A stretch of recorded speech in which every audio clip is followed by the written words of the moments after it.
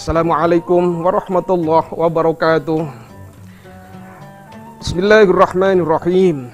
Alhamdulillahilladzi nahmaduhu wa nasta'inuhu wa nastaghfiruh wa na'udzu billahi min syururi anfusina wa min sayyiati a'malina. May yahdihillahu fala mudilla lahu wa may yudlil fala hadiyalah. Asyhadu an la ilaha illallah wahdahu la syarikalah wa asyhadu anna Muhammadan abduhu wa rasuluh. Allahumma sholli ala Sayyidina Muhammadin wa ala alihi wa sahbihi wa sallim ajma'in, amma ba'du. Pemirsa TV One yang saya sangat banggakan, juga dimuliakan Allah Subhanahu wa ta'ala. Ada sebuah kisah pada zaman Bani Israel itu. Ada seorang pembuat dosa yang setiap hari pekerjaannya membunuh orang. Jika melihat orang yang tidak disukai, langsung jaminannya dibunuh. Dihitung sampai dari awal sampai akhir, itu dihitung sampai sebanyak 99 nyawa telah dia habiskan. Dari mulai muda sampai usia senja. Akan tetapi, namanya juga manusia mungkin. Semakin tua, semakin sadar, ingin kembali ke jalan yang benar.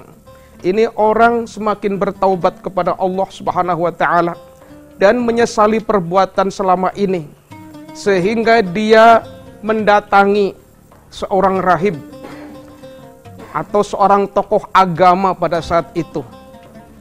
Untuk apa itu? Untuk curhat. Juga menyampaikan, "Wahai rahib, apakah Tuhan mengampuni dosa saya?" katanya.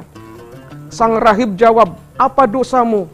"Saya telah membunuh nyawa sebanyak 99 orang.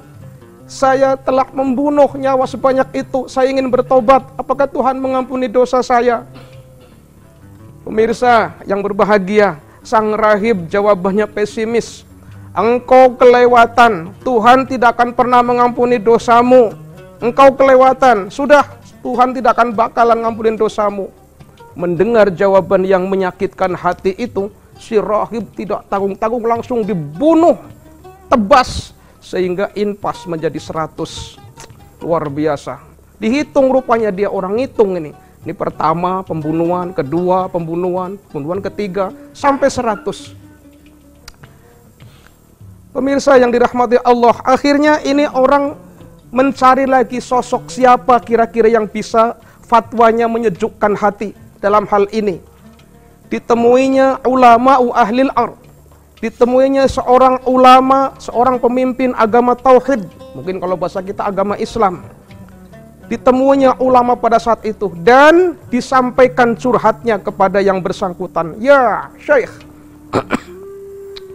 apakah Tuhan mengampuni dosa saya? Saya telah membunuh nyawa sebanyak 99 orang dan belum lama baru saja saya membunuh seorang rahib sehingga jumlahnya menjadi 100. Saya ingin bertaubat kepada Allah. Saya ingin bertaubat kepada Allah, tidak akan melaksanakan perbuatan itu lagi. Saya menyesal. Saya menyesal. Apakah Allah mengampuni dosa saya?" Apa jawaban ulama tersebut? Allah mengampuni dosamu.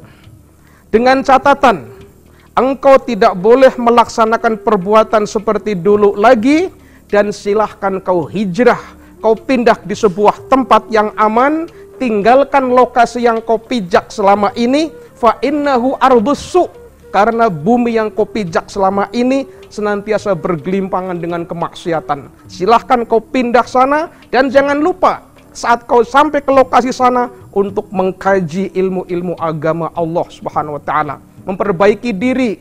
Silahkan sana, Allah masih mengampuni dosa-dosamu.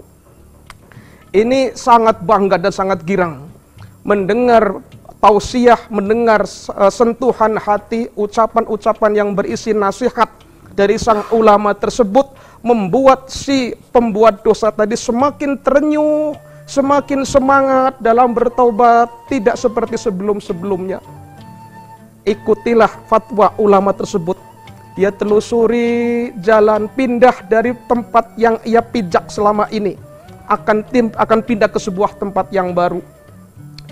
Pemirsa yang berbahagia, apa yang terjadi?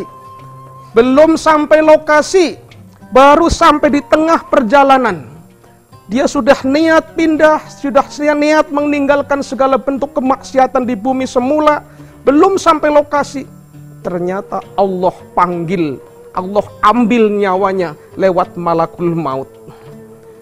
Jadi terkapar meninggal di tengah perjalanan itu dia. Apa selanjutnya? Ada dua malaikat. Satu malaikat rahmat, yang kedua malaikat azab. Ini cerita Rasulullah ya. Rasulullah yang cerita.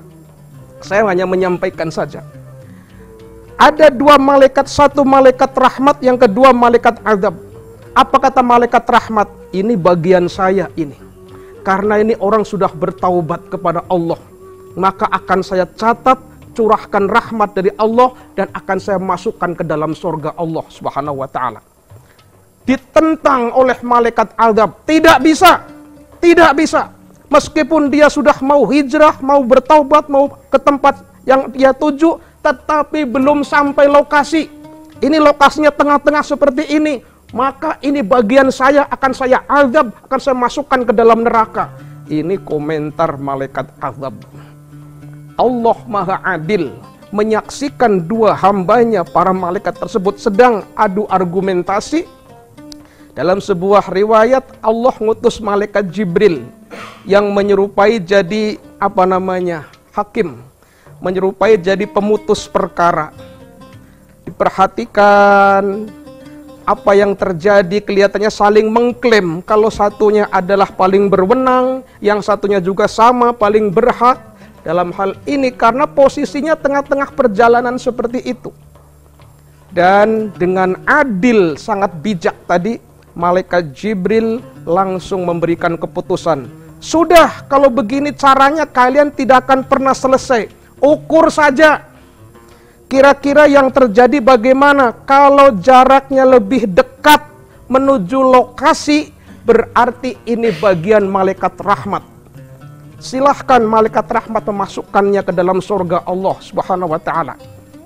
Namun apabila yang terjadi sebaliknya, lokasinya masih jauh menuju yang ia tuju, masih dekat tempat semula, berarti sudah barang tentu ini bagian malaikat azab. Silahkan kau malaikat azab masukkan dia ke dalam neraka. Pemirsa, dengan kebijakan dan keadilan Allah Tabaraka wa ta'ala yang sangat-sangat dahsyat ini, diukurlah itu. Ternyata setelah diukur, zaman dulu belum ada meteran kali ya, masihnya pakai ukuran seperti ini. Jadi sejengkal, dua jengkal dalam bahasanya.